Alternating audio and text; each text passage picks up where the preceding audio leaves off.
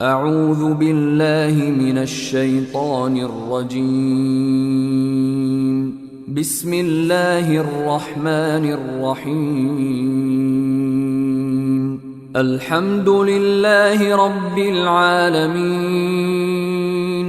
الرحمن الرحيم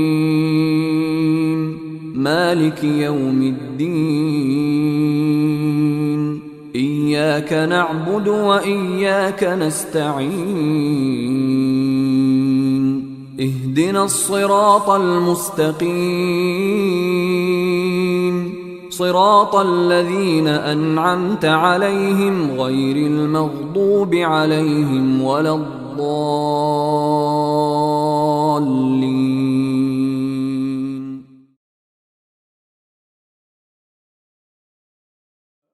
Pune, he'll speak to you. He'll speak up to 4 o'clock, inshallah. No, 2:20 to 3:45 he'll speak. 3:45 to 4 o'clock we have the launch of OMEIAT Employment Portal by Janab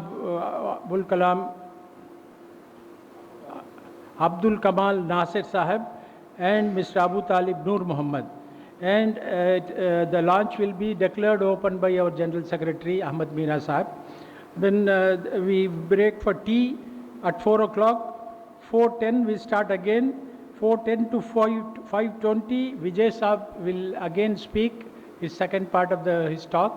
And then 5:20 to 5:25 there will be vote of thanks, and inshallah at 5:30 we'll finish the program today. So you are all requested to be seated here. We start inshallah. Then I request Janab print out hai.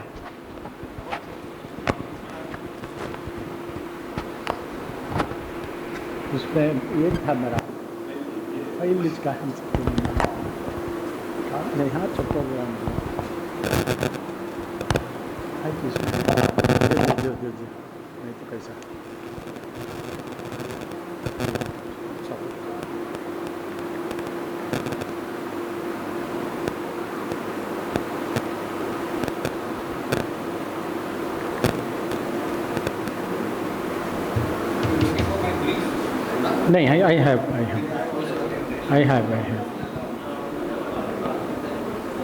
Now the next speaker will be inshallah Mr. Vijay Gupta. He is from Shiksha Angan Education Pune, and Mr. Vijay Gupta is a very learned gentleman, and he has come all the way from Pune to address you. And he is an alumnus of IIT Kanpur and IIM Bangalore. Quite impressive degrees he has. He has worked with Wipro Corporation for more than 15 years, including heading the CSR of Wipro. That got him interested in school education. Vijay launched Shiksha Angan along with Devika in 2008. Since then, he is working with schools across India in building the competence of school leaders and teachers so that every child is learning well. This is a very brief resume of a great person. In fact, he is very humble and down to earth. I asked him, where is your profile? He says, this is sufficient for me. So I respectfully invite Mr. Vijay Gupta to speak on the topic personal, academic and organizational leadership. Thank you, and you're welcome, sir. All right. Is this working, you think? Good? Everyone can hear? I need the lights. Because I'll be working only on the whiteboard.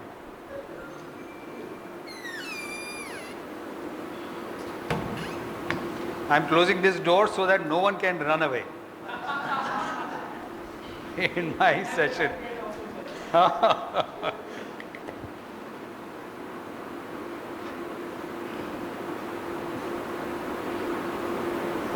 Any session after lunch is very difficult.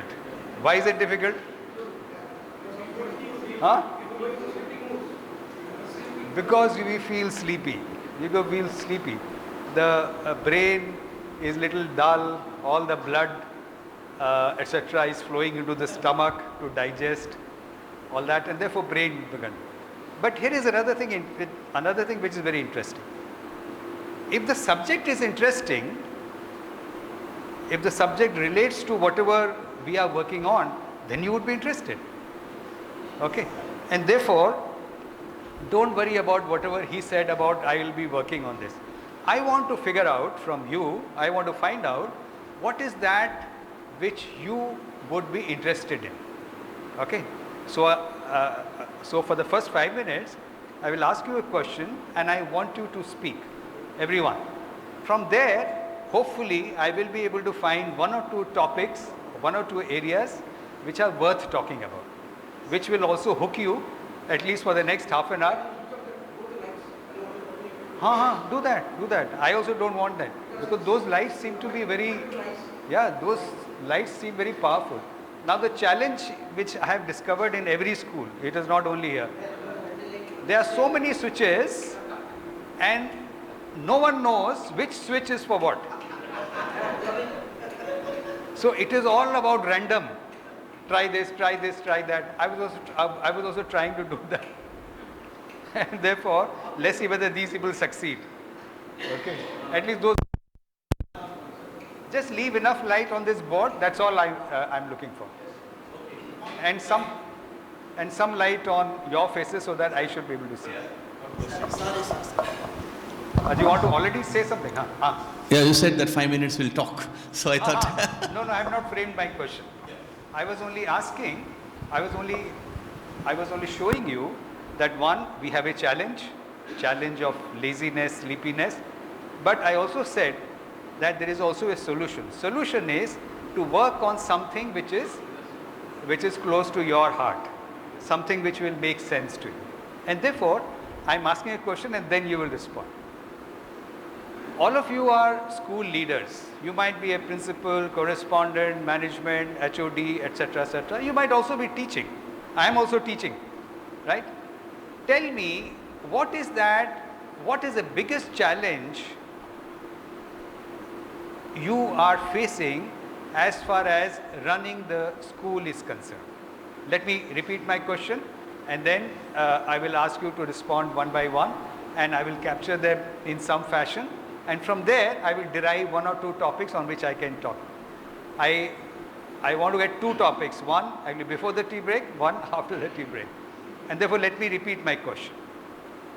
I want you to think for a moment and tell me what is the biggest challenge you are facing in running a school in whatever area you are working in. You might be in Coimbatore, Erode, whatever. Anyone can start and others would note down. And let me, give me one moment. Let me just write what I am asking, challenges. All right, let's start with you. Getting quality teachers. All right, very nice. No, one. Don't speak when I am writing. Availability of quality teachers, good teachers, whatever you need. Very nice. So one of the challenges which a school anywhere in this country, this is not a challenge of Erode or Coimbatore or Chennai or actually Tamil Nadu. Everywhere, if you ask school leaders, they will say that one challenge we are facing is that we don't get good teachers. Now the question is, were we getting good teachers 50 years back? I'm not very sure. I went to very ordinary schools in UP, government school. I don't think I have very great memory of the teachers. So I think it is a myth that those days good teachers were available and actually suddenly the good teachers have vanished. Availability of good teachers has always been a challenge, but we'll work on that. This is a good challenge.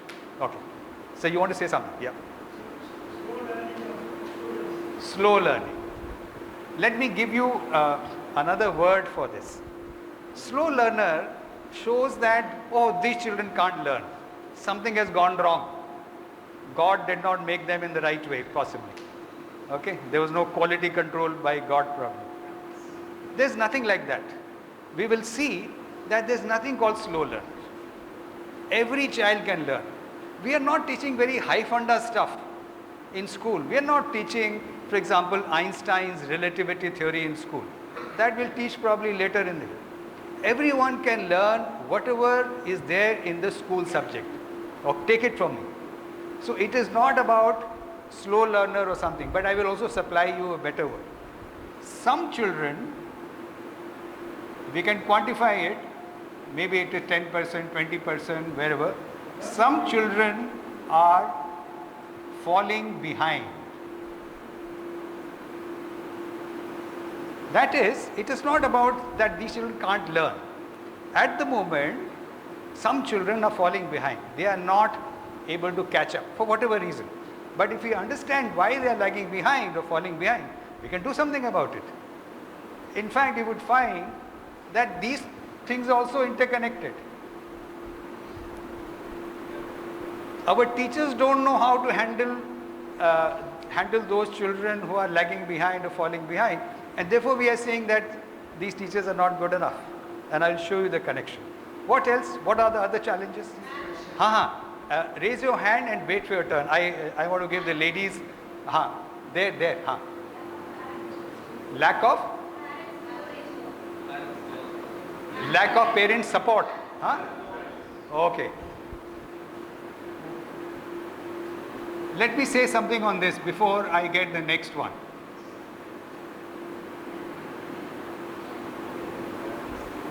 Remember, who's running the school? Are parents running the school? Then, what is the support you want from them? They have given you your child for 5, 6, 7 hours. What more do you want? What kind of support you need from parents? Parents also may not know how to teach. I mean, you are saying we are not getting quality teachers, as if the parents are very good quality teachers. Are you able to see the irony? And therefore, it is a wrong expectation. Why should parents support? Parent is supporting by sending the child, handing over to you their dear child for 6, 7, 8 hours. He doesn't know what you guys are doing about it, doing with them. What more parent support you need? And therefore, this is a wrong expectation. Okay? More expectation. Yes, ma'am.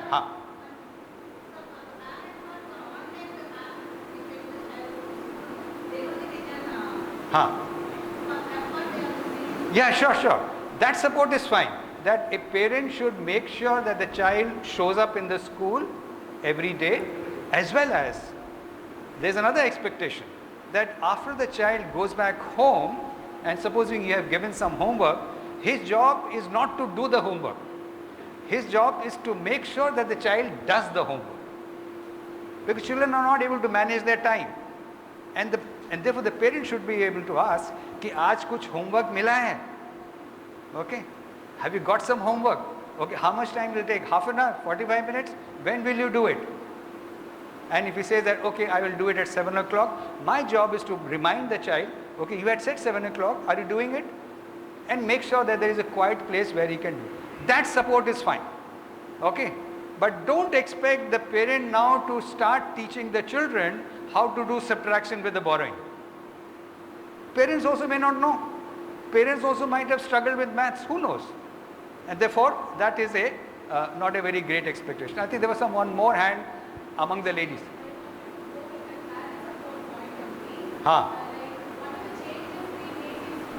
Okay. Opposed to it. Okay.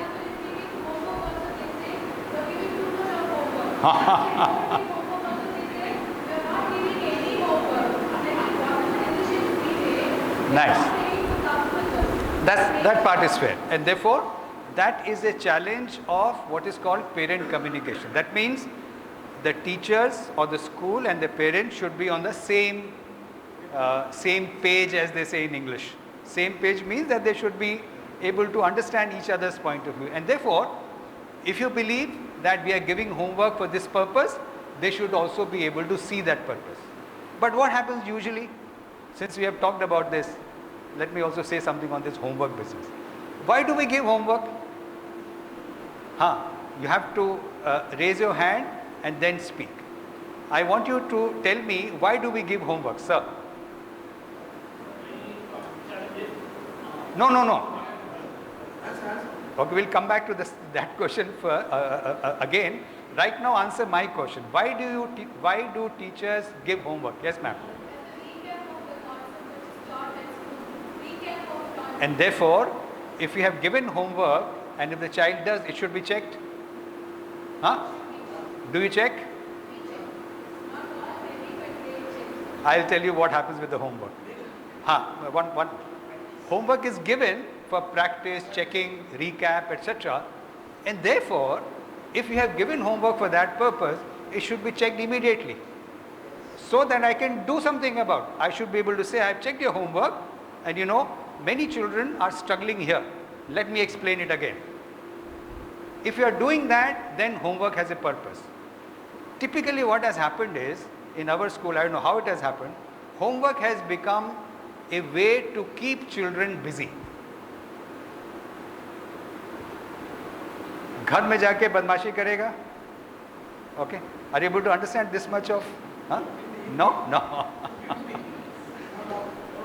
Because children will go back into the at home and they will waste time, or they will do something, load them with some homework. But the homework is not checked. Homework might be checked after 1 week, 10 days or 2 weeks. By that time, whatever you are teaching has moved on. You are not teaching the same chapter or same topic. Are you able to see the problem? And therefore, if you can explain to the parents and to the children that we are giving homework for this purpose, and you know what I do? After they submit the homework, I check, and based on whatever I find are the gaps, I take care of it in the next classroom. We need to do that. Only then homework has a purpose. Otherwise, homework is like a punishment, which teachers have decided to give it to the children and load. And that is why parents are protesting. Why are you giving so much homework? 2 hours, 3 hours homework. Only if it has a purpose. If you give something which does not have any very clear purpose, it will not be accepted. And therefore you need to communicate, and you need to make sure that the homework is checked so that it can be done. Remember, the earlier speaker was talking about formative assessment. Homework should be seen as a formative assessment. What is the idea of formative assessment? That we are giving this assessment not to give marks and grades, but to find out whether our teaching has been successful or not. Formative assessment is a test of the teacher, not the student. Are you able to see the point which I am making? We are giving formative assessment to check whether our teaching was effective or not, so that I can find out that this is where children are struggling. I can go back and say that, oh, this did not work. This strategy did not work. This method did not work. Let me try other way. That is the idea of formative assessment. And I want you to see that homework should be seen as a formative assessment. Only then it is meaningful. Let me come back to the challenge. I think there was a more challenge. Up till now, I have accepted 2 challenges. One is a quality teachers, and other is that how do we help children who are falling behind. I think, sir, you want to say something? Yeah. Okay. Lack of teamwork. Okay. Okay. Lack of teamwork among teachers. Nice. Because as you can see, as far as children are concerned, as far as students are concerned, they are not seeing the school as an individual teacher. They are actually seeing a team of teachers who are teaching me. Someone is teaching me math, someone is teaching me language, someone is teaching me science. And therefore, if the team is not working like a team, then you will not get the best result. And therefore, it is a fair challenge. Yes, sir. Keep sitting. Sorry? Fee collection. I know. Even now, I thought that was a COVID problem. Even now that is the issue. Okay. Because in Corona time, you are right, a lot of schools actually faced this issue, because even the parents' earning also went down. And therefore, I think we need to be sympathetic with the parents and see whether we can give them some adjustment. But now Corona has gone, and I think 3 years since Corona ended, and therefore we should be able to do that. But fine, no problem. Sir. Many schools are government aided schools. Right. I know.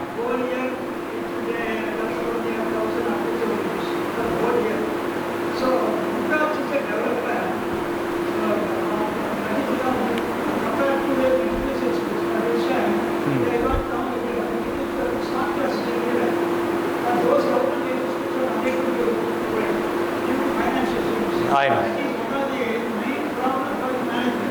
Right. Fair. So financial crunch of or for government aided school. Okay.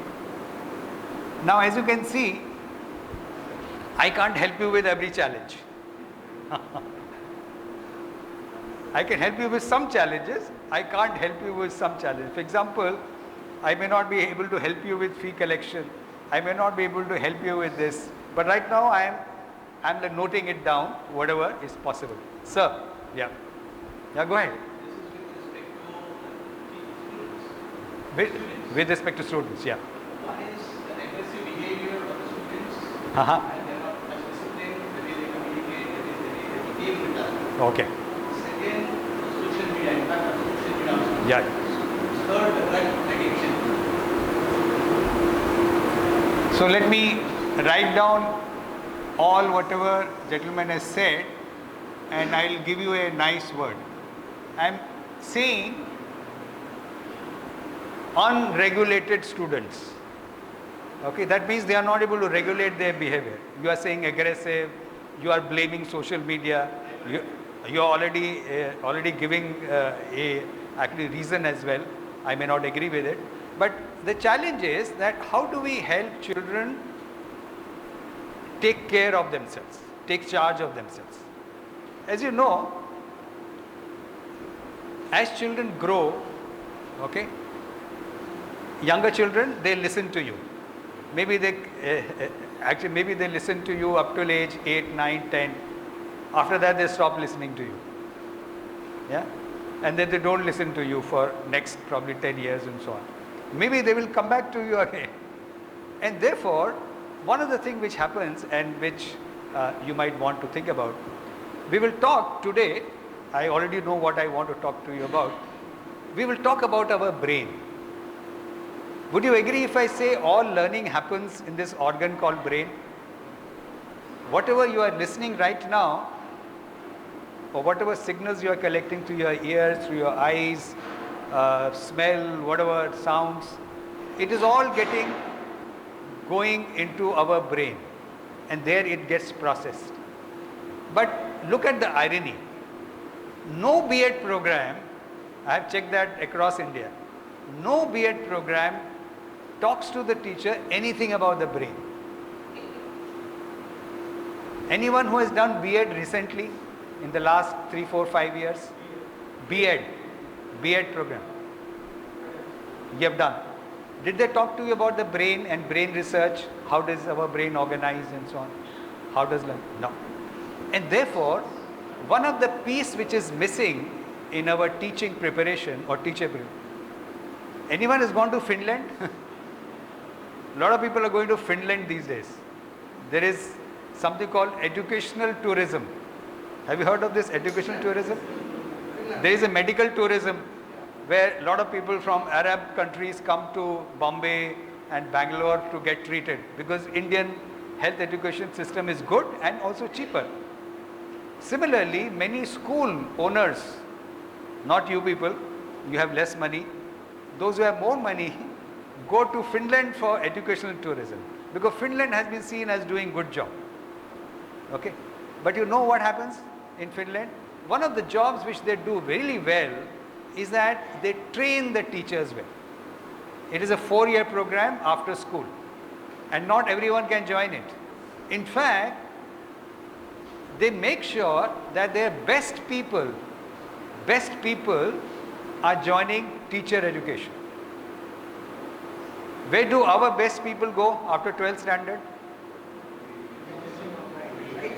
They will write JE, they will go to IIT, or they will write NEET or whatever equivalent medical test. I know like Tamil Nadu has some issue with the NEET and so on. Okay? And therefore our best people are not going for teaching. And then, are you able to see the problem?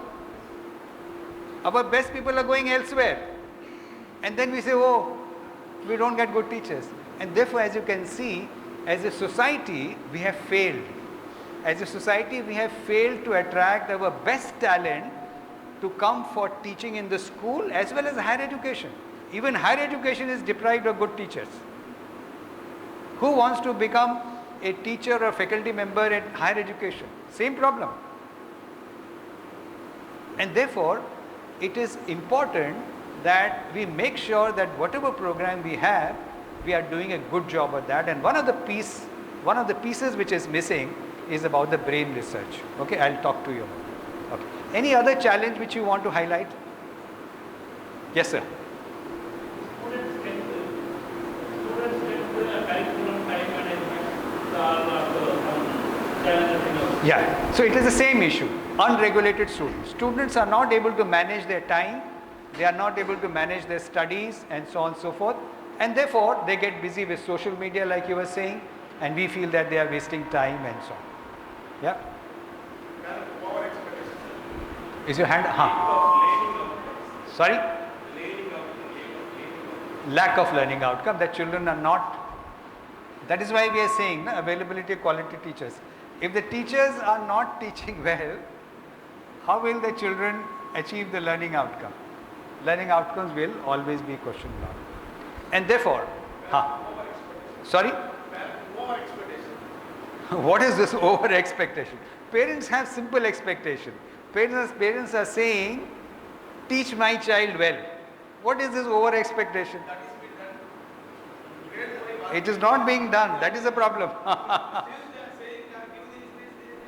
I'll show you that unfortunately that is not being done. And that is why we are here. That is why we are talking about availability of teachers. That is why we are talking about some children are falling behind.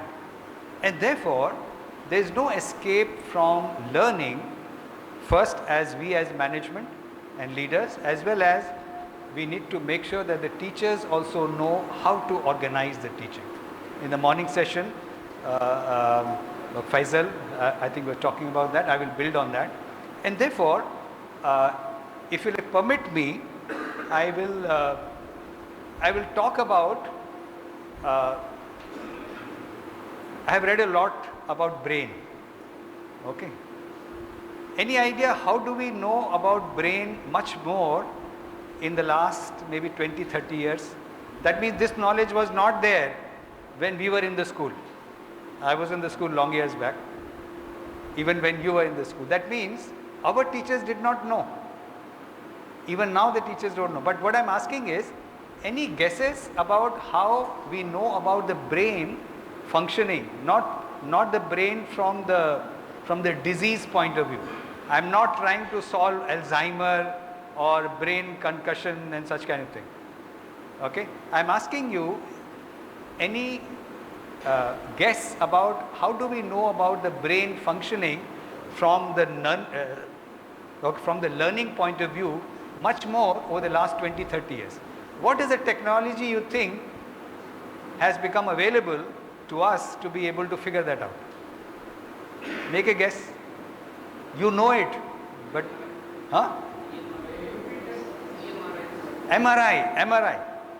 MRI is a technology which has become available to us for last 20-30 years. Okay? Whenever you see MRI, if you read some education literature, they will put a small f here. Have you seen this fMRI? Any place? Functional MRI. What does it do? They are saying the blood flow in the brain. Imagine blood flow in the brain. If I say this, what happens in the blood? What happens in the brain to the blood flow?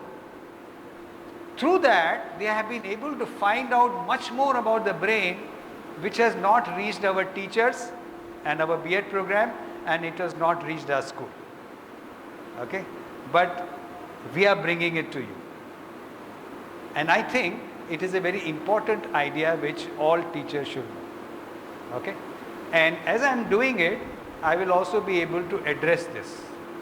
That why some children are falling behind and what can we do about it. And therefore, I am trying to solve two challenges for you.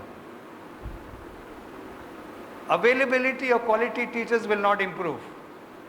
Teachers are what they are. But what we can do is that once they are with us in the school, I can train them well on the right things, not those CBSE training. CBSE trainings are waste of money and time. Okay, they just read out 100 PPTs, slides and so on. Good training for your teachers will help you to make sure that whatever teachers we have, they are doing well, and when teaching becomes quality and effective, this will go away. This is happening because we don't know why children are falling behind. We don't know what will help those students catch up with the others.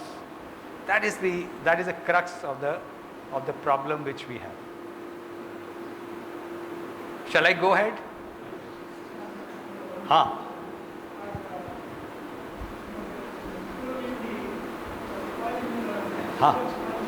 Right.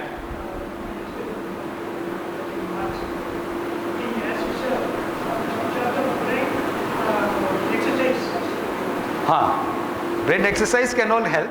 Brain exercise might help us. Are you able to? What happens with our brain? I am like 67, 68. I asked you are 81. What happens as we get old? Our brain actually shrinks. Are you aware of that?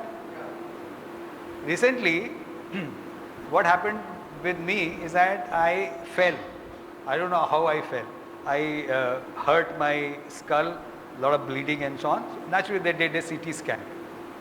And when you do a CT scan, I was told that your brain has shrunk by some 6-7%, which happens with age.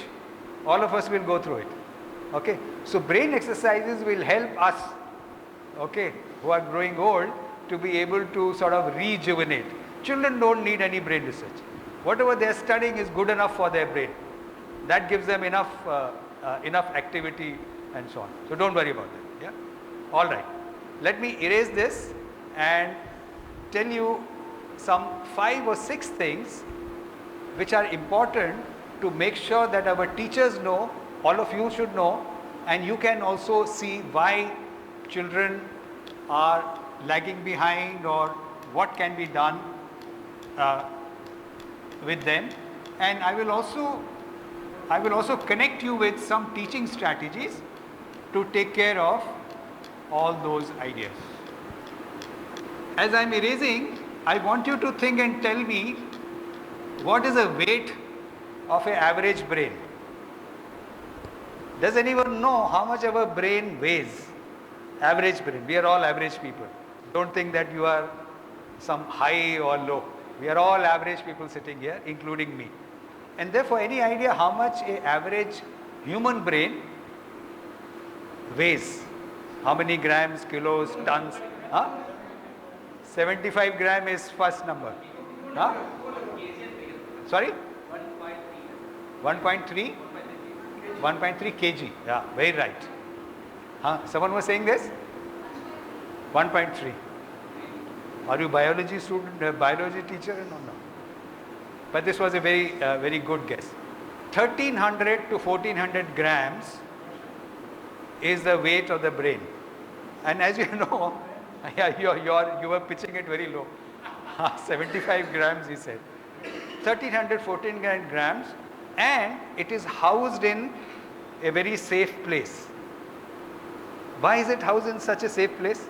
The skull, very hard to pierce. Okay. Why do you think it is housed in such a safe place? It's like a vault. Did you hear about the recent theft in of one of the museums in France, Louvre, okay? They were able to steal from there, okay? Even though it was housed in such a place. And therefore our brain is also housed in a very safe place and weighs about 1340 grams. I was asking you, why do you think it is housed in such a safe place? Raise your hand and tell me so that I know. Yes, sir. Whole human activity is centered in this. Very important organ. Huh? Very important organ. It's a very important organ, critical organ. Any response? Yes, ma'am. It is? It is a boss of the body. It is a chief, like here we say correspondent. It is vulnerable. Yeah. But let me show you one more thing. All this is important because it is very critical and so on. These days, with the medical technology, I can replace your heart, I can replace your kidneys, I can give you artificial limbs. Then the question is, who am I? If everything can be replaced, then who am I? Am I my heart? No, because heart can be changed and people remain the same. Am I my leg or arms? No. Am I my kidney? No. Are you able to see the answer into this? I want you to think that actually we are our brain. Brain can't be replaced. Even if it can be replaced, you will not remain the same person. Does that make sense? We are what our brain is. Whatever knowledge, memory, experiences you have, it is all housed in this 1300 gram. And if it goes away, or if you lose some part, you will also lose that bit. You will lose a little bit of myself. Think about this. And that is why it is housed in our brain. But next thing is important. Like all our parts of the body, brain is also made up of cells. Cells. That's what we teach in biology, okay? And it seems a typical human brain has got about 150 billion cells. 170, 150 billion cells. But the cells which are responsible for learning is what is our interest. They are called neurons. And that is why you have neurology. The basic cell which is responsible for all learning is called neuron. And therefore we are talking about brain, and therefore let me also write down things. And therefore we are talking about cells, and the cells in which we are interested are called neurons. There are some 100 billion neurons which are there. No one knows the limit of how much we can remember. No one knows the limit. Okay. Are you familiar with Javed Akhtar, who writes some Hindi film songs in Bollywood? He remembers lots of Urdu shairi. In some video he's saying, I remember maybe 2 lakh, 3 lakh share or ghazals. Because he's interested in it. You would see that if you are interested in something, you can remember lots of stuff. I was talking to, I did not catch your name. Khalil. I was talking to him, and he knows a lot about leather and enzymes and technology and so on. And therefore, what does it show? If you are interested, then you will also remember.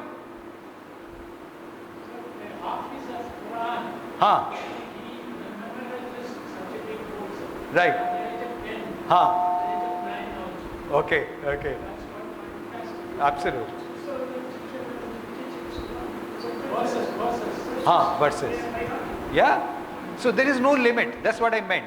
There is no limit to how much we can store in this brain, which is just 1314 grams. But what I'm interested in knowing is that brain is also made up of cells, and the cells in which we are interested as a teacher, educator, are called neurons. But the thing to know is, every time we learn, we make some connections. Imagine, here is one neuron, here is neuron, neuron, neuron, neuron. I am talking about brain. You know what is happening in your brain? You are making some connections. This is like this is like this. All these words which I am using, they are connected. And therefore, one of the important things for teacher, and therefore I am giving you first principles of teaching. Our job as a teacher is to help children make the right connections in their brain. Learning is all about making connection. That this is connected like this is connected like this means this means that. Okay? And therefore, all learning is about making connections, and therefore, best way to show connections. Does anyone know what is the best way to show connections to the students so that they can make the right connections in their brain? Okay? Anyone else? One more attempt. The person, actually the person before me had also mentioned that. Huh? Action. Huh? Story. Any other? I'm asking you, there is one tool which many teachers are aware. Okay. And what is the word for, they are called graphic organizers. He had also used the word. Graphic organizers. I am also using a graphic organizer. This is called mind map or concept map, or a bubble chart, mind map or concept map. What we have done in Shikshangan, we have identified 6 graphic organizers. 5 plus 1, 6 graphic organizers. These are the types, that means there are 6 types of connections which are there in our syllabus. Whatever subject you are teaching, you won't find any 7th. These 6 graphic organizers are the one which every teacher should know and how to use it and where it should be used. Let me write them down and then we will talk. Remember this, Faisal had used Venn diagram. Venn diagram. Remember this? Here we write one concept, a concept B, and many children are confused between 2 concepts. For example, when you were studying, were you confused between area and perimeter? No? Was anyone, I am not doing any tests, so don't worry. You can admit it now. Was anyone confused between area and perimeter? That you were asked to calculate area and you were calculating perimeter. You were asked to calculate perimeter and you were giving the area. Okay? Or there are a lot of confusion. Give me some more area of confusion in your subject where many children were confused, including you when you were a student. Like I give one example of area and perimeter. Give me more examples of 2 concepts which children get confused with. I am not taking your test. Algebra and trigonometry probably, although I don't see the confusion. I would have thought maybe trigonometry and geometry, there might be confusion. Okay. What else? Any other concept which you were confused between? Maybe in grammar, maybe in sciences, maybe like for example, a lot of people might still not be able to say what is the difference between mass and weight. Physics, mass and weight. There can be confusion. And therefore, whenever there is a confusion, don't wait for the confusion to arise. Before the confusion arises, you should be able to tell the student, you know, when I was a student, I used to get confused between this. Let me make sure that none of you will get confused about it. Draw a Venn diagram. That is one graphic organizer. Second graphic organizer is called tree diagram.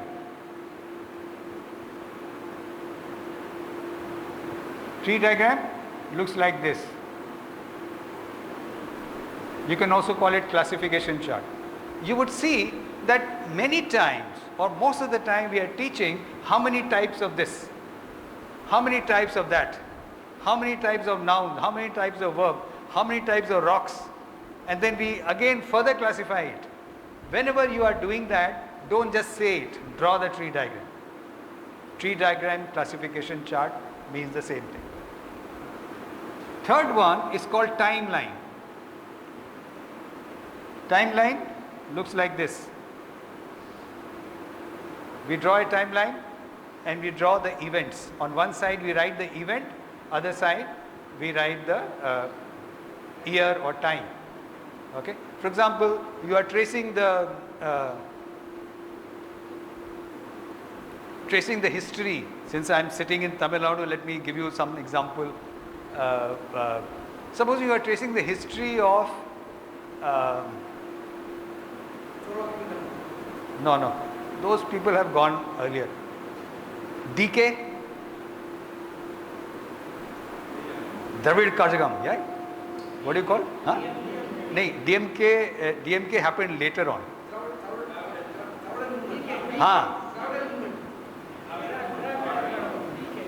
Dravid Kazhagam, right? Which was started by Ramaswamy Naikar.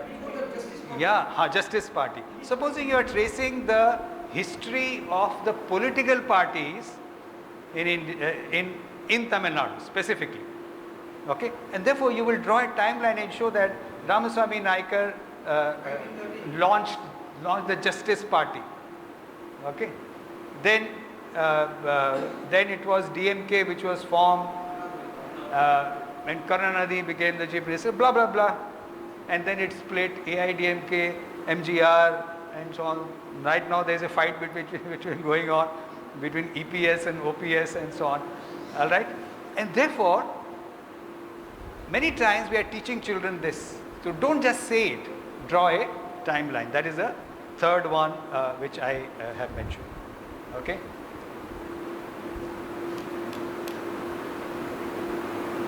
Then there is something called fishbone.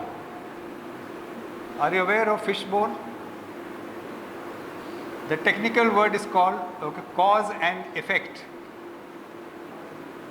Cause and effect diagram. Many times we are teaching children what led to what. And therefore this is how we draw it. We draw a horizontal line. We write the effect. Effect means the outcome. Effect means the outcome. And then we draw lines like this. This is cause 1, this is cause 2, this is cause 3, this is cause 4.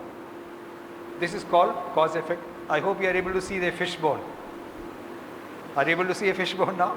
So the simple word is called fishbone analysis. This is the fourth one.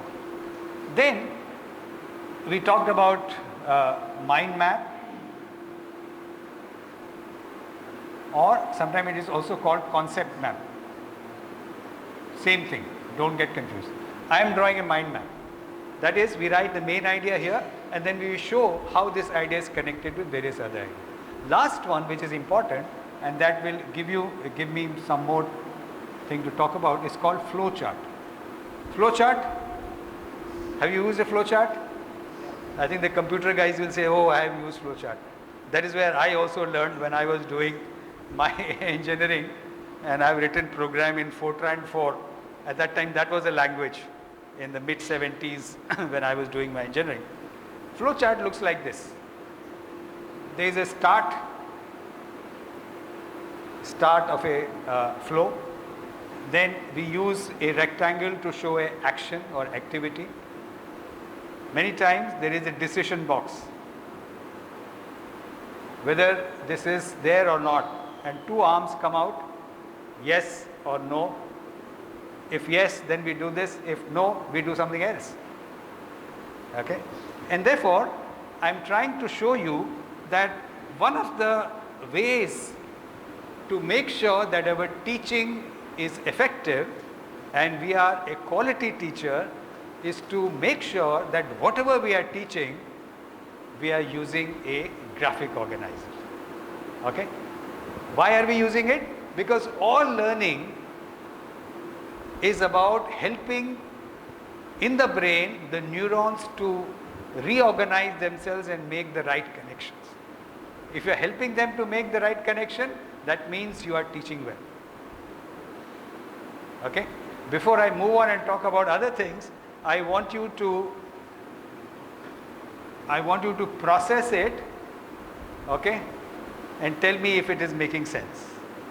What I'm trying to suggest is that we can all become quality teachers if we understand how our brain learns. And in that, one idea which I have shared with you is this, that all learning means making right connections in the brain, and the best way to tell the students to make the right connection in the brain is to use these graphic organizers, depending on whatever you are teaching. You don't need more than 6. These 6 are good enough. I've gone through all the syllabus of the school in various subjects. You won't need a 7th one.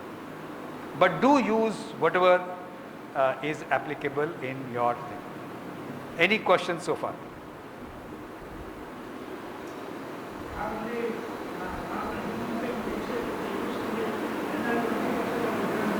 I know, I don't know how they have worked this out.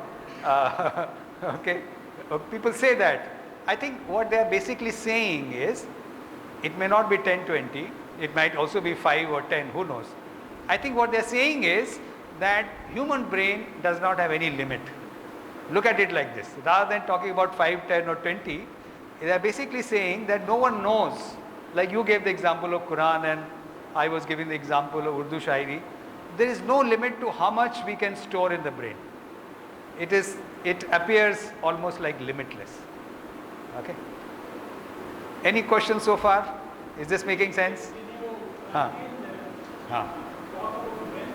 Venn diagram. Okay. Let me draw a Venn diagram. No, 1 minute. Let me answer this question and then. Supposing as a teacher of maths, I know that if I am teaching area perimeter maybe in grade 6 or something, I remember my childhood and I know that many students are confused between area and perimeter. Don't wait for the confusion to arise and don't blame the children. Alright, you don't even know this? You know there will be confusion, and the reason for confusion is that there is an overlap. Are you able to see the overlap here? Circles are not separate.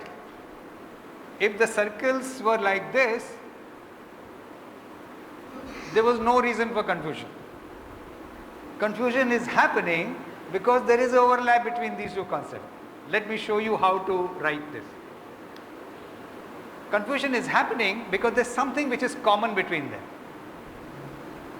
Tell me what is common between area and perimeter. Give me one thing which is there for area as well as perimeter. Diameter. Diameter is only for a circle. Area perimeter could be for any shape. Don't worry about the circle. Since I have drawn a circle, I am not talking about the area of a circle only. I am talking area perimeter of any closed figure. It could be rectangle, it could be parallelogram, it could be hexagon. I am not asking a definition of perimeter. I am asking you that confusion happens because there is a overlap.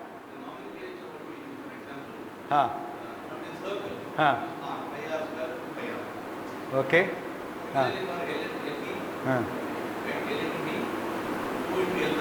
Okay. That might be the reason for confusion. Was someone saying here? I am asking you, what is common between area and perimeter? One of the things which I think gentleman is saying, one thing which is common is both are properties of any closed figure. You get the idea? Any closed figure has got a perimeter, which is the length of the boundary like he was saying, and it also has area. Area is the space which is enclosed within the closed figure. And therefore children get confused. And therefore, and second thing, that both use the same like measurements to calculate. Okay, like he was saying, perimeter is 2 by r, and area is pi r square. So same thing, sounds something similar. And that is the reason why there are confusion. And then we write what is unique about area and what is unique about perimeter. Okay? And therefore you might say that a perimeter is always expressed in centimeter, meter, inches, feet and so on. And area is always in centimeter square, meter square. Are you able to see that? That's what we write here. And therefore, before the confusion arises, we have taken care of. You get the idea? And therefore, one of the things which we are learning is that one of the greatest tool of teaching, which should be there with every teacher at any grade, including, I could see that you're also running a management college and engineering college and all. These strategies remain the same. Whether you are teaching a 5-year-old or whether you are teaching a 25-year-old, they remain the same. You get the idea? So the one strategy which we are learning, just remind me whenever there is break, okay, is that all learning requires students to make the right connections in their brain.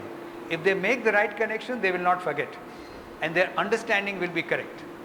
And the best way to make sure that they are making the right connection is to use these graphic organizers. And I am suggesting these 6 are enough. You don't need to learn hundreds of graphic organizers. Don't get confused. These 6 are good enough for whatever you are teaching, because these are the only 6 different kind of connections which are there in any subject. You won't find it. Is everyone comfortable with that? Second idea. One of the challenges of teaching is that you keep on teaching and children keep on forgetting. There is no guarantee that whatever I am teaching you today, it will remain with you after 1 week. If I come back after 1 week, 1 month or something and I ask, do you remember graphic organizing? You say, I don't know. It looks a little familiar, but I don't. Same thing happens in the classroom also. But I taught you last week, you have forgotten. Don't blame the children. What happens with our brain is like this. How many of you will be able to tell me today what you ate for lunch? Most of you will be able to say. Supposing I asked this question after 1 week, how many of you will be able to recall? Number will go down. After 1 month further, after one year, will you remember that? Only if you found something which was really great or something which was very lousy, you will remember it. You go to some wedding and you found that some sweets was very exceptional. You will remember that. That Mr Ghupta ka shadi mein this was very nice. It happens. If something had made lot of sense to you, you will remember. Otherwise, those memories will go away. Those memories are nothing but these connections. Think about this.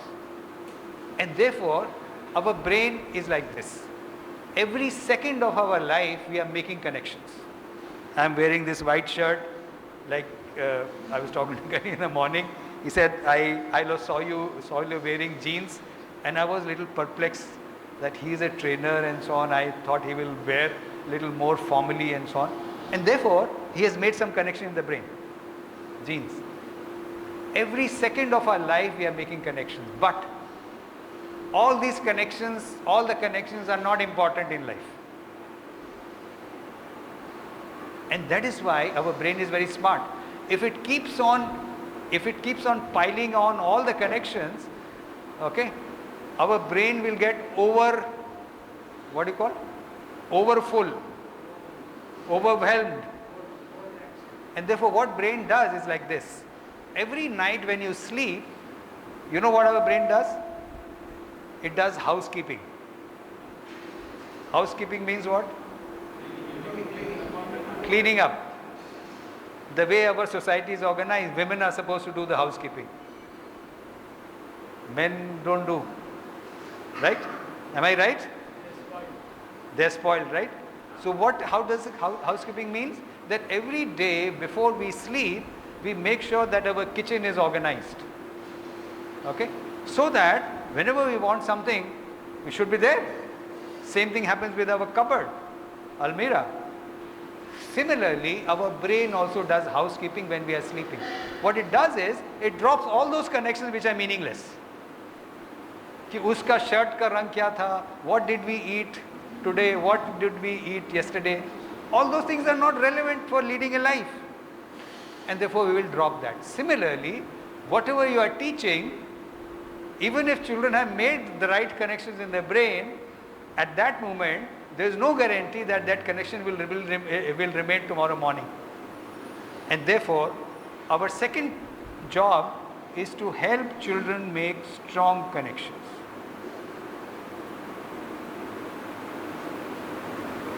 That is, it is not enough to use a graphic organizers to make sure that they have made connection.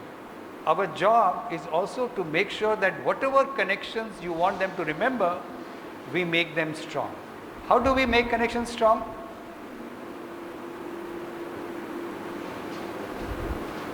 We make connections strong by recapping it.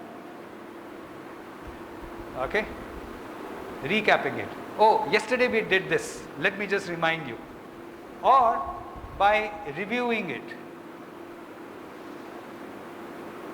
Let me look at this again. Let me go through it over again. Okay? Or by reflecting on it. What does reflection mean? Oh, we did something, let me think over again. Let me see if there are any questions. Okay? And so on and so forth, including revision, practice, etc., etc. And therefore, if you want your teaching to be effective, if you want to make sure that your teaching will remain effective, make sure that in your teaching you are budgeting enough time for getting children to practice and recap or review whatever you think they should remember. Everything may not be important.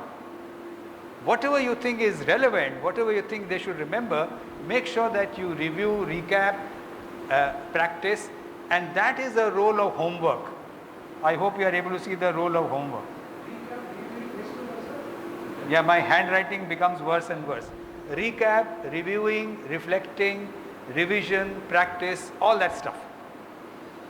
Homework is basically for making sure that they are making strong connections.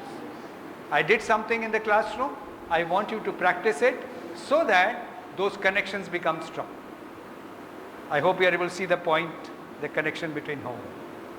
So two things we have learned. One, that all teaching is about helping students make appropriate connections in their brain. And the best tool to help children make that connection is using graphic organizer, only 6 of them. It is not some hundreds of them. Second thing, our job also is to make sure that every student is making strong connections by budgeting enough time for recapping, reviewing, revision, practice, homework, so that they make strong connections. Are we okay so far? What time? Now the sleeping time is gone. It is almost 45 minutes.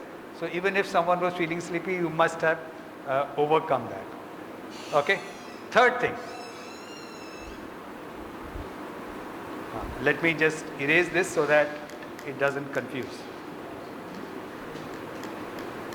Now I am talking about something which I think is very, very important.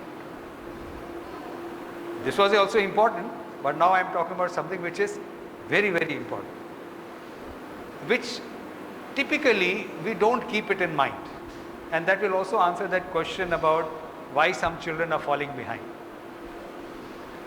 All new learning requires some background knowledge.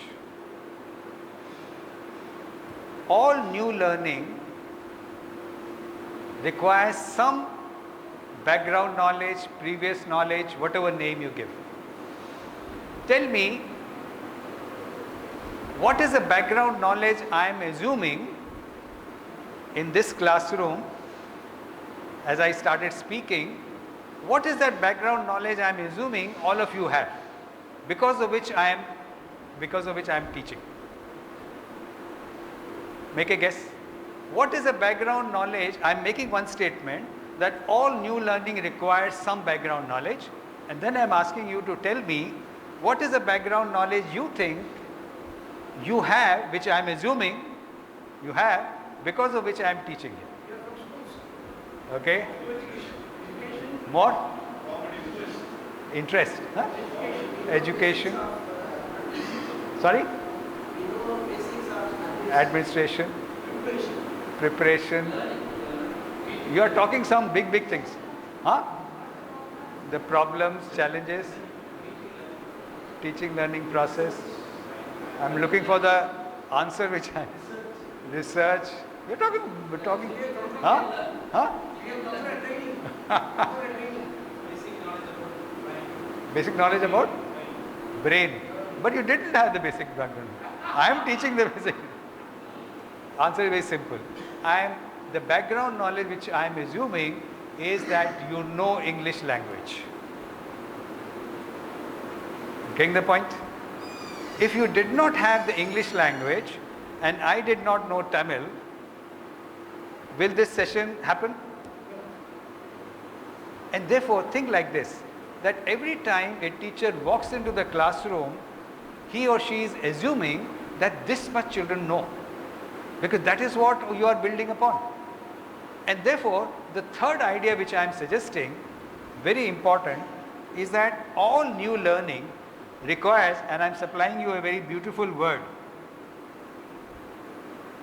prerequisite knowledge. Prerequisite. If you like, you can shorten it to PRK. Prerequisite means that it is a required knowledge, and it is pre-required knowledge. Otherwise, whatever you wanted to teach will not learn. I gave you one example of prerequisite knowledge. That means all of you know you have sufficient vocabulary of English. What did I drop?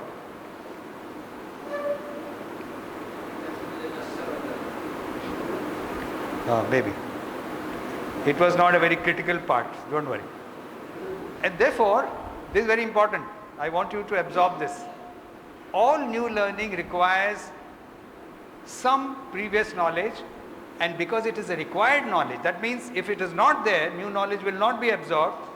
That is why we are calling it as prerequisite knowledge, not just previous knowledge.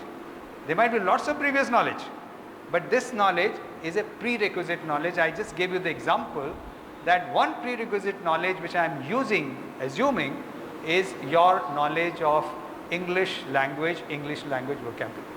Otherwise, this particular session will not happen. And therefore, let me give you a mantra of teaching.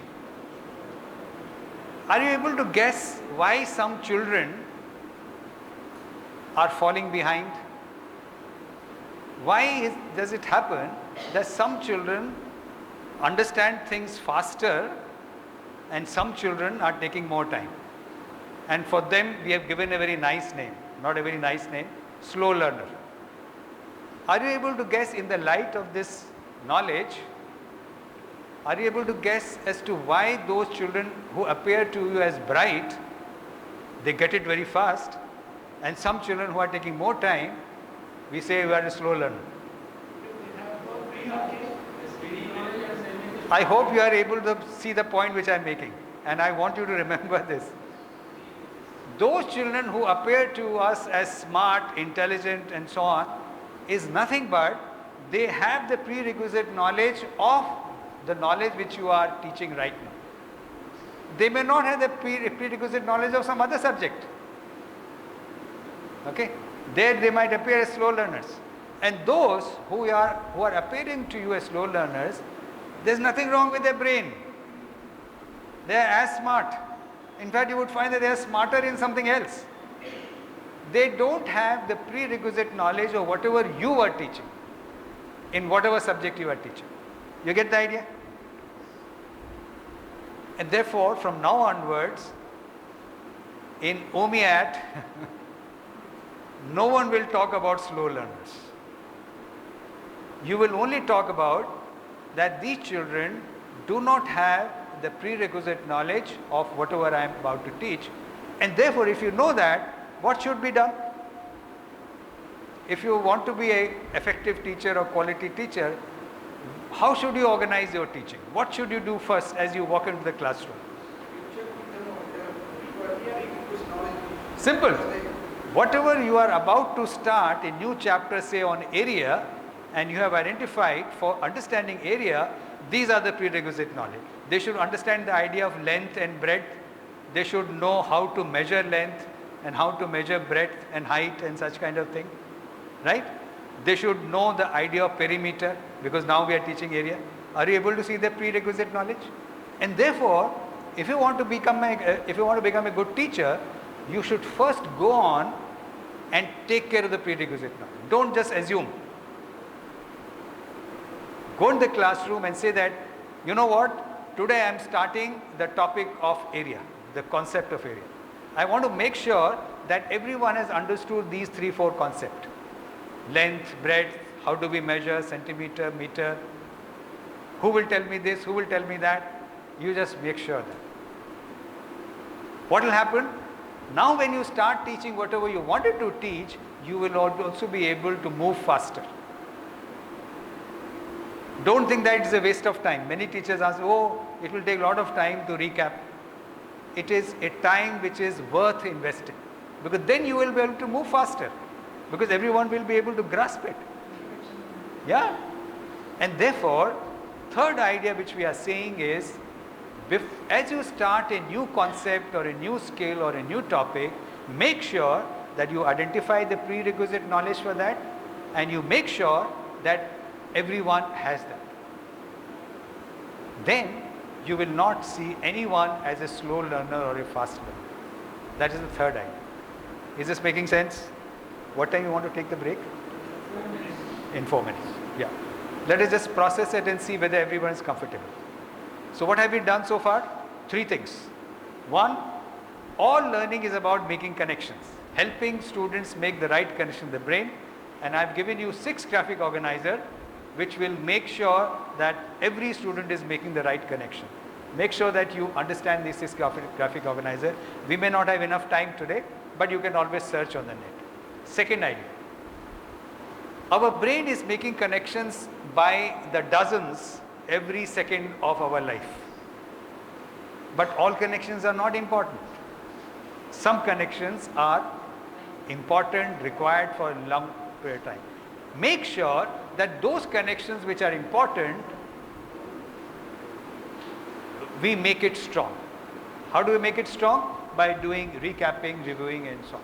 We need to budget time for that. Third idea which we are saying is that all new learning requires a base of some background knowledge which we are calling as prerequisite knowledge. And therefore, there is nothing called slow or smart learner. There is nothing called intelligence. In fact, let me suggest this. Intelligence, I want you to think, is nothing but having the prerequisite knowledge. If you have the prerequisite knowledge of whatever is being talked about, or whatever we are speaking about, whatever we are learning, you will appear intelligent. That I found him very intelligent because he knew all the knowledge about leather processing and so on. You get the idea? There is nothing called intelligence. Intelligence is nothing but having the prerequisite knowledge of the subject which you are about to teach. And therefore, our job as a teacher is to make sure that don't label any child. Drop that practice that you are slow, you are fast, you are lagging. Everyone can learn, and the learning requires that you have the prerequisite. You were saying something. Yeah, sure. Is it possible that in spite of this prerequisite knowledge, Yeah. making sure that the boy has, or the boys have superiority before they start? Is there by nature, some boys are slow by nature in connecting the dots? It is possible. It is possible. But if you start believing in it, you will also you will also start like behaving in that way. A teacher should not believe in that. A teacher should not believe in that. A teacher should go into the classroom like I am doing here, that everyone can learn. No slow learner. My job is to teach, and I understand how the teaching happens. Because if you start believing in that, you will go into the classroom and say, oh, this child can't study. And therefore my behavior will also start. Let me give you one last story before we take the break. One experiment was done, okay, which is also called actually Pygmalion experiment. Pygmalion. Have you heard of Pygmalion? Okay, Pygmalion. Pygmalion. Pygmalion is also a play which was written by George Bernard Shaw. Have you heard of George Bernard? Yeah, playwright. Which was also made into a movie. I mean, old movie, which was called My Fair Lady. My Fair Lady. Okay.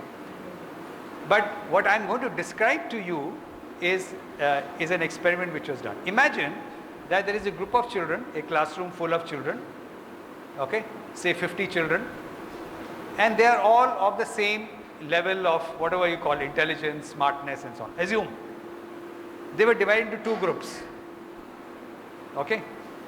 One group was given to one teacher and you were served, and she was told that, you know, all these children are very bright. Each one of them, if you handle them well, each one of them will become a Nobel Prize winner. Okay. Second group was given to another teacher. Remember, they are all bright.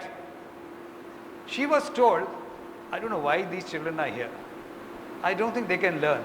But do your best, whatever you can do. What do you think happened after 1 year? Children, starting point of all children was same.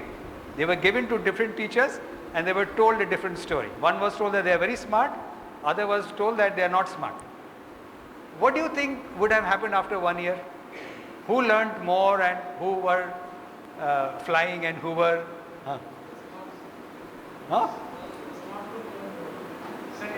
Those who were told, the teacher who... Because what happens with us is, we start behaving like that. If teacher believes that you can't learn, I will make sure that you can't learn, right? I will make sure that I work with you in such a way that I can prove my hypothesis. I can show that, see, I told you that Khalil can't learn. I told you, right in the beginning I told you. And I will actually prove it. And therefore, a teacher should believe, as you walk into the classroom, that everyone can learn. And these are the ways to learn. There are two more things which we will talk about after we take the break. In the meanwhile, you can actually process it, and maybe we need to move this. You have to show me. Yeah. Let's move it.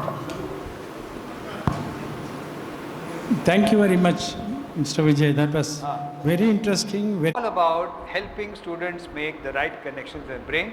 Use these 6 graphic organizers. Second thing, just because we have taught once, there is no guarantee that those connections will remain for life.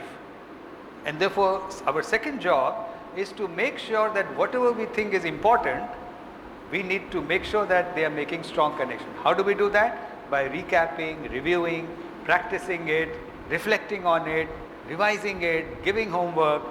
These are the ways by which we make sure that they are making strong connections, or whatever we think is important. Not everything. Third idea, very powerful idea. Stop believing that there is something called intelligence. If you don't stop believing, you will go into the classroom thinking that, oh, this boy is smart or this girl is not so smart. And you will start teaching accordingly. You say, you can do this much, it's good. But you can do more. Your language will change. And therefore, don't believe that. Intelligence is nothing but having or not having the prerequisite knowledge of whatever you are about to teach. And therefore, what is our job? Our job is, as we start a new topic, new concept or a skill, make sure that you identify the prerequisite concept or skill for that and recap, review, confirm that everyone is comfortable, only then start teaching. So far so good? Fourth idea.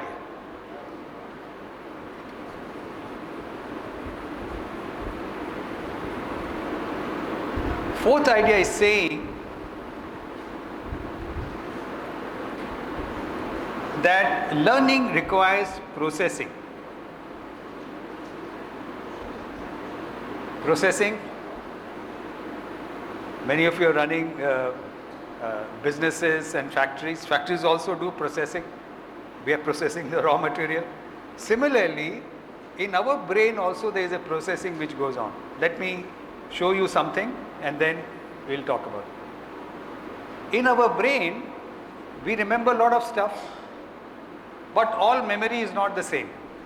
Imagine there is one box of memory which we are giving the name as working memory, जहाँ पे work होता है, processing.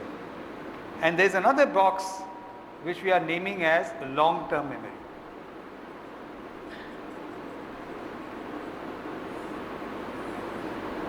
This is the part of the brain or memory where we remember everything. Where I come from. I was talking to a gentleman here and he was saying that my forefathers came from Baghdad, then they settled somewhere. I was asking him, how come you are in Chennai and you have a decent knowledge of Urdu and therefore Hindi and so on and so forth. Okay, how come you are not only Tamil, etc. I was talking to him. And therefore, as you know, we remember a lot of things, whatever we have gone through. All that is stored in the long-term memory. And then there is a place called working memory. All prerequisite knowledge is sitting in the long-term memory. That means whatever we know is all stored in long-term memory, and that we are calling as prerequisite knowledge. And therefore learning happens like this. Whatever I am saying for last 1 hour, where is it going? It is going into the working memory. You can call it as new knowledge.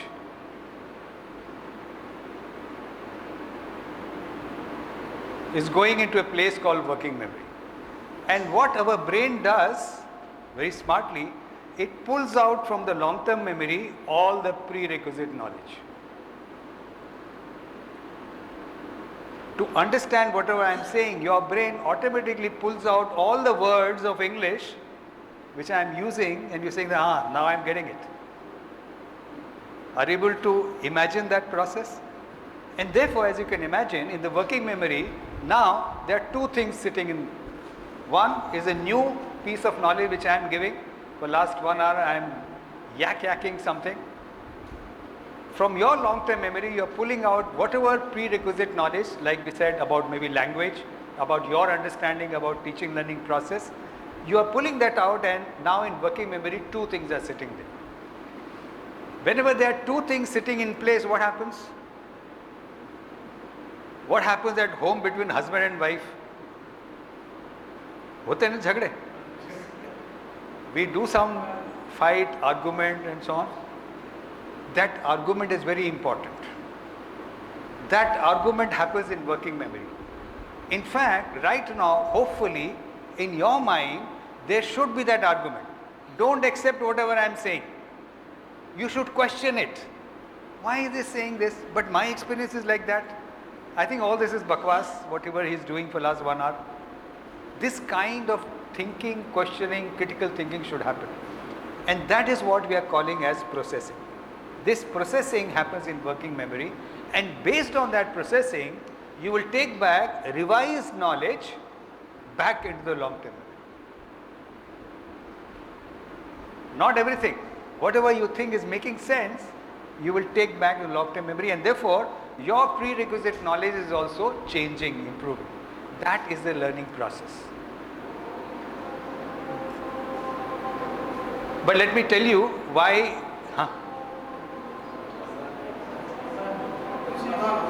मैं रुक जाऊँ ना? मैं इसलिए मैं देख रहा था आपकी तरफ कि मुझे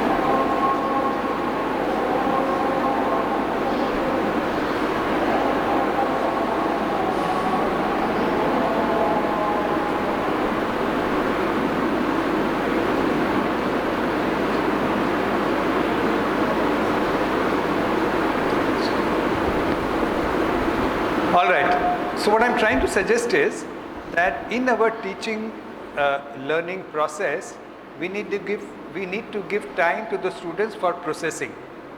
But let me show you why it doesn't happen. One of the things which we do, we also do school assessment. We sit in the classroom of children and we look at how teaching is going on. Typically in our classroom, I don't know how it has happened, teachers do like this. They teach something and then they ask this question. Is it clear?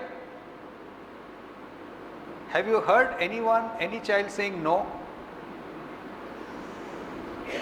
Will any child dare to say no? I have not seen that. There has to be a very brave child who will say that, ma'am or sir, I did not understand. Because if he says no, either the teacher will say, oh, you don't have, you haven't understood even this. Or even the other students will also laugh. He has not understood. You saying something? You're not listening, you're not paying attention.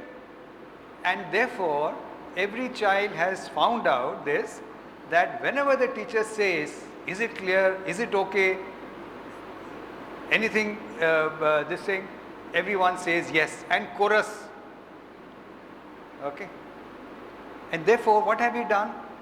We are not giving any opportunity. We teach. Students are supposed to take it without processing.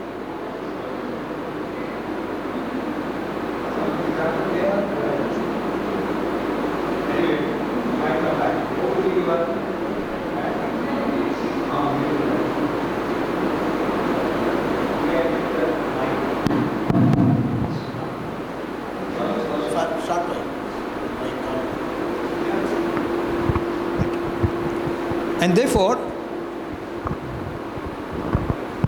And therefore we are not giving opportunity for the student to process. They are just saying yes. There is no guarantee. And therefore, I have found out that this is the best way to help children. If they eat, नहीं अभी मत खिलाइए, बाद में खाएंगे. हाँ, अभी खाएंगे ना तो इनका ब्रेन कहीं और चला जाएगा. We have a limited resource in brain. If it gets diverted.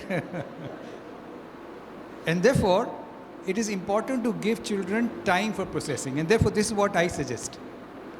After you taught something, don't say, is it clear? Okay? Ask them, are there any questions? Is this making sense to you? Would you like to ask something? Okay? Don't say that, is it clear and so on. Okay? And therefore, the fourth idea which I am suggesting is that make sure that you give time for students to process it, reflect on it, raise questions, and therefore they will also make strong connections about whatever they are learning. Is this idea clear? Okay. Now I am touching upon a little like sensitive subject. Sensitive in the sense that there is certain ideas which are coming to us from religion. Okay? And there's certain idea which is coming to us from the so-called science. They can be or divergence between them. Okay?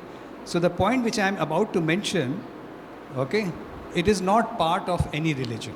I mean, it is not coming from any religion. Whether it is Islam or Christianity or Hinduism or whatever name again. This is based on science. Okay? In fact, we also teach probably in the classroom, but we might still believe whatever you want to believe in religion. So there is no dispute. If you ask me, I grew up in a Hindu household, but right now I believe I am an atheist. I don't believe in any religion or any God. So that is my understanding. Okay? But right now, the point which I will be making is based on our understanding of how evolution has happened. Okay? Evolution is saying that our earth, does anyone know how old is this earth? Millions, we have to put a figure to that. It is believed that when Big Bang happened and when sun exploded and all the planets happened, it was about 4 billion or 4.5 billion years back. That means our earth is 4.5 billion years old. As you can imagine, if the sun is so hot now, how much it would have been hot in 4.5 billion years back when Earth separated from sun and became an individual planet. And therefore, obviously, there was no chance of any life on the Earth. And therefore, Earth started cooling down. There was no water. Water will not remain on Earth's surface. It will also vaporize and so on. And it was another 1 billion years later then first life showed up on this Earth, like we teach children, amoeba, single cell and so on, which the bio guys would know. Okay? And we also have evolved. Okay? The species to which we belong is called Homo sapiens. Okay? And there have been several species of humans also. You might have heard of Neanderthal, you might have heard of Homo erectus, Australopithecus and various names. Why I'm saying this is that the species to which we belong, Homo sapiens, it is believed it is only 200,000 years old on this earth. Before that, there have been several other species. And as we also tell children that our body has also evolved, okay, from life in water to amphibious life, then life on the ground, and mammals, and we are also mammals. Why I'm giving you this background is to show you that as our body has evolved, our brain also has evolved. This background was to show you that how our body has evolved, our brain also has evolved. That is, some part of our brain is also there in other animals. Some part is new, which belongs to only us, but some part is also there with other animals. And therefore, for simplifying things, our brain also has two parts. There is an old brain and there is a new brain. And therefore, let me write this and I will explain why I am talking about it. There is an old brain and there is a new brain. Old brain sometimes is also called limbic system, and in fact in common language sometimes it is also called lizard brain. Now you see the evolution. Or sometimes it is also called reptile brain. That means even reptiles and lizards also have that brain. And then there is a new brain which is called cortex or neocortex, which only we have. Why I am giving this background? You might be wondering, why do we have two brains? Old brain is required for our survival. Let me give you one instance to show you. Suppose you were sitting here nicely, okay, and we hear a large explosion outside. What will you do? What will you do? Large explosion, you will, some bomb has been dropped. Huh? We will run. We will run for our life. At that time, there's no time for thinking. Our old brain is working. Our old brain is the so-called instinctive brain, fast brain. Immediate decision, no thinking required. Because like Hindi में उर्दू में बोलते हैं जिंदगी मौत का सवाल. Because it is a life and death question. There's no time to think and work out a strategy. Just run. And therefore, our old brain is required for survival. You might have heard something called flight, fight, and freeze. Have you heard this? Sometime our brain fight, flight or freeze. Sometimes it can also happen. We can also freeze. That means we can't even think about what we want to do. Those are old brain response. Whatever we had talked about here, it all happens in the new brain. That is, our job as a teacher is with the new brain. All this processing, learning, prerequisite knowledge, graphic organizer, connection, etc., All this happens in the new brain. But here is a problem.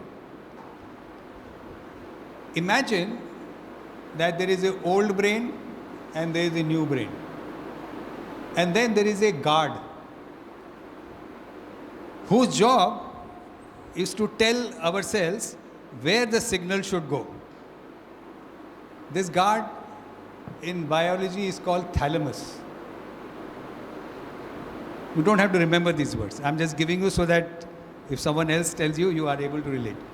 Imagine there is a guard called thalamus. What is his job? His job is that whatever signals are coming through ears, eyes, etc., it has to decide whether there is a danger or there is no problem.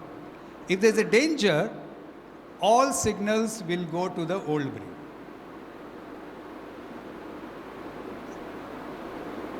All signals will go to the old brain and our fight, flight, freeze response will be activated.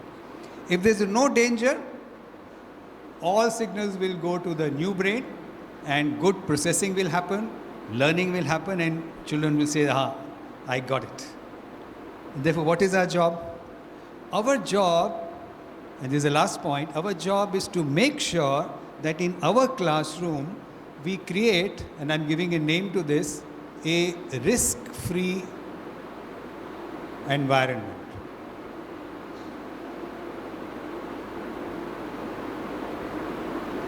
If there is a risk-free environment in the classroom, all signals will go to the new brain, processing will happen and learning happen. If we have not been able to create a risk-free environment, signals will go to the old brain and our brain will shut. That means there is no processing, no thinking, no connection being made. Now, how does fight, flight, freeze happen? It happens like this. You ask some question, teacher asked some question, and the child gave some wrong response. And you said, oh, you don't even know this much? What happens? Brain is shut. Old brain has got triggered. You have not created a risk-free environment. And therefore the child tells himself, it's best to keep quiet. It's best to say, whenever the teacher asks, is it clear? Yes. Are you able to see the point? And therefore, if you want children to do all this, make sure that no child in the classroom is using the old brain. Every child is using the new brain. To do that, we need to create an environment where every child is feeling comfortable that I can learn, and this person who is called a teacher will help me learn. No one will laugh at me. No one will tell me that you don't even know this much. How have you reached grade 6? You can't do even this. And therefore, we need to make sure that we create the environment. Only then this kind of learning will happen. Yeah.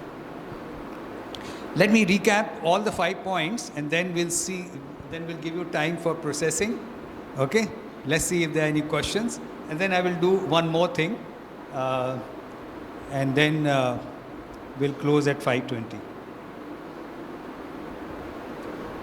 What I'm suggesting is that the learning process in the brain happens like this.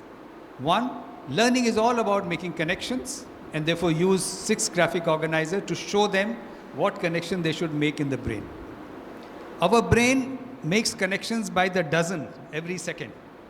And therefore, those connections which we want them to remember for a long time, they have to be made strong by recapping, reviewing, revising, etc. Third, all new learning requires some prerequisite knowledge, background knowledge. And therefore, if you want to make sure that every child is learning, take care of the prerequisite knowledge first, before you start teaching whatever you wanted to teach. Don't just assume that everyone will have the prerequisite knowledge. Let me also add this, which I think I missed it. Large part of the prerequisite knowledge is nothing but vocabulary. Ask yourself, whatever you remember, how would you remember? Whatever you know, how will you express it? Words. And that is the point which I am making. Most of the prerequisite knowledge, that means whatever you know, It is stored in the brain as words. You see the importance of vocabulary? And you would find that many students who are lagging behind, who appear to you as slow learner, have weak vocabulary. Weak vocabulary, or whatever is the language of teaching you are using. If it is English, then English vocabulary. You would find that most of the students who are lagging behind either have a gap in vocabulary, or in some cases gap in mathematics, mathematical concept.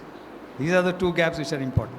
And therefore, one of the things which I want to highlight here, that if you can do one thing, make sure that every student in your classroom or in your school has got good vocabulary.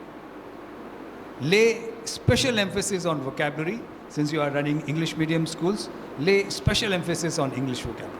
Make sure that everyone is good in vocabulary. Your half the job is done. They are sitting in the classroom, they are understanding it. What the teacher is saying, what the book is saying, they can read, they will enjoy reading and so on. And therefore, that was the third point. Fourth point which I mentioned now is that learning requires processing. What are we processing? We are processing new knowledge in the light of the prerequisite knowledge which is sitting in the long-term memory. This processing is very important. If you don't give time for processing, you are only teaching them rote learning. You understand rote learning? That we have just memorized it. If there's no processing, even if the child takes back something to the long-term memory, it will remain there for some time, it will vanish. Because there was no processing, no strong connections made. And therefore, this processing is very important. A last point which we said, make sure that in our classroom we create an environment where every child thinks that he can learn, and he thinks that this teacher will make sure that I am learning. That kind of environment we need to create, and that is what we are calling as risk-free environment. If we create that environment, only then the new brain is working, otherwise our old brain has got triggered. All right. So these were some 5 principles which I suggested we should do. And therefore, whatever I have done over the last 1.5, 2 hours is answering 2 challenges which you mentioned. One challenge was that I am not getting quality teachers. Okay. Answer to that is you will never get quality teachers. Because the way system is operating in our country, and that's what we were talking about, is that you will not get quality teachers. Our B.Ed program is shoddy, and the way it is done is also shoddy. Many of these ideas have not come in the B.Ed program, and therefore you will not get that. What can be done is to train your teachers. Those who have decided to become teacher, okay, they can be trained. And therefore, to answer that challenge, I am suggesting train your teachers. It is now very well understood how good teaching happens, what is effective teaching, how children learn, and therefore do that. Second challenge, I think, was that many children are falling behind. Many children are seen as slow learner or whatever name you give. What is the answer to that? Huh?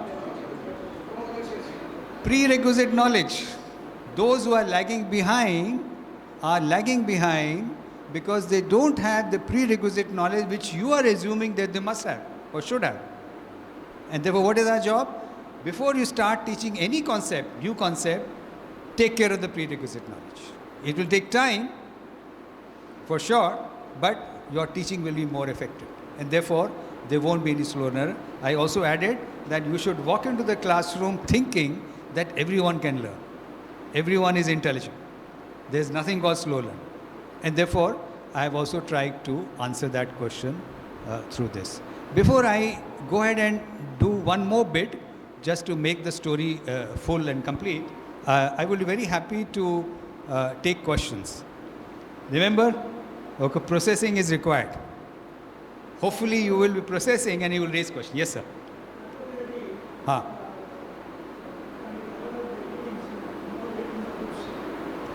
Good question. So he's asking that how do we build vocabulary? Okay. Here are some ideas on vocabulary which you might want to think about. One of the things which people have understood about vocabulary is that if we come across a word once, it is not enough. We come across a word, we check out, then we don't come across that word, we come across that word after 6 months, you may not remember that word. And therefore, two things are important for vocabulary. One is called multiple exposure. What do you think this means? They are saying vocabulary requires multiple exposure. What does it mean? Repeated. In fact, people also have done research in that. You might ask, how many times? How many times do you think? There's an answer to that. People have researched everything. People suggest that 6 times. If we encounter a word 6 times, only then that word becomes ours. That means it will remain there because we have strong connections. Second thing is picture. They are saying if we can associate a picture with a word, we are likely to remember it better. That means as soon as we hear the word, a picture should emerge in our brain. That means we are making one more connection with the picture. And therefore, how do we make sure that there is multiple exposure and there is a picture also? I'm giving you one strategy based on this question.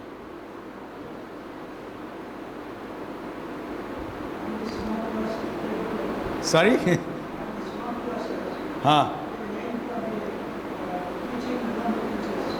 I'm giving you a strategy called tip chart.